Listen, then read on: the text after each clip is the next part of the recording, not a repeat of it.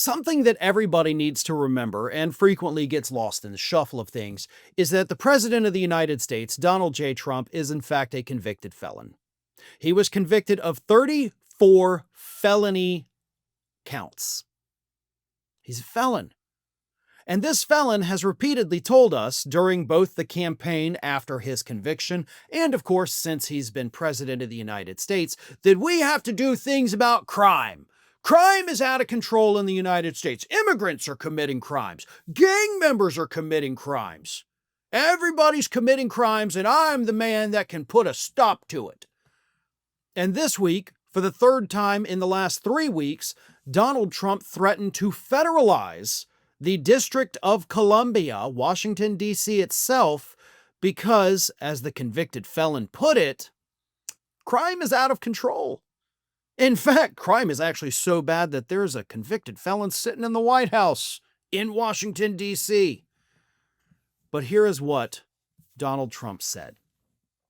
Crime in Washington, D.C. is totally out of control. Local youths and gang members, some only 14, 15, and 16 years old, are randomly attacking, mugging, maiming, and shooting innocent civilians at the same time knowing that they will be almost immediately released. Listen, if you want to talk about somebody that released a bunch of criminals into Washington, D.C., you need to look up the guy who actually pardoned, 1,600 Capitol rioters, who a lot of them were in jail for beating police officers.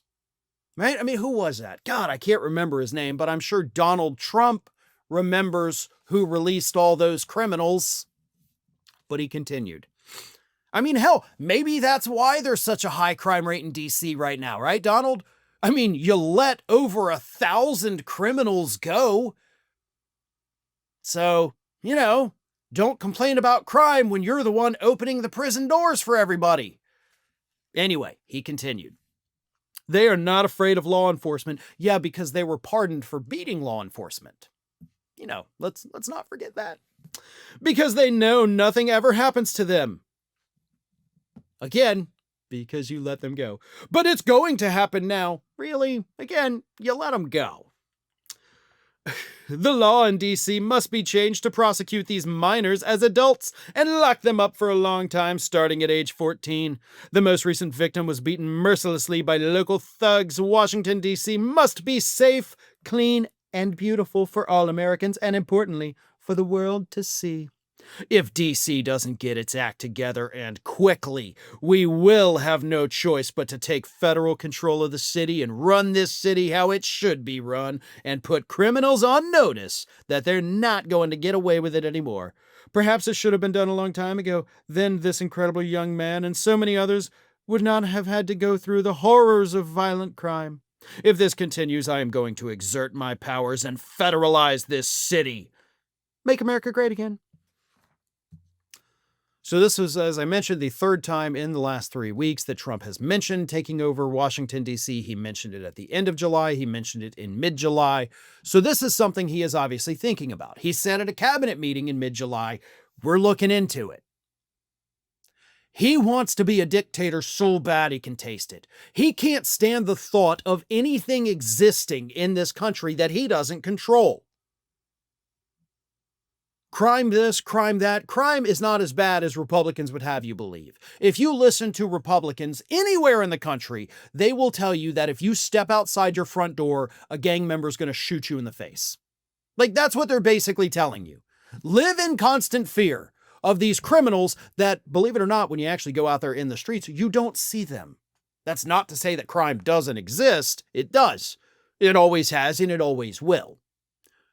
And I'm not saying I approve of it. I'm just saying it's kind of a fact of humanity that crime will always exist to some degree. But it certainly does not exist right now to the degree that Republicans like Donald Trump are telling you, right? I mean, remember when they took over Colorado, right? The crime's everywhere. They took over Colorado. They're taking over all the apartments. And then that story just went away. No resolution because it didn't actually happen that way. Same thing with D.C.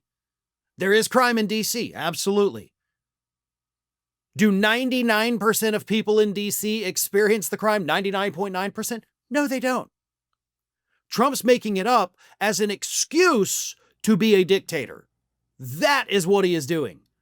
He's planting these seeds so that maybe he can deploy the National Guard. Maybe he can federalize the city, even though technically he does not have the authority to do that. It would take an act of Congress to revoke the city's charter and then put it under Donald Trump's control, which he has control of Congress, so maybe they would do that.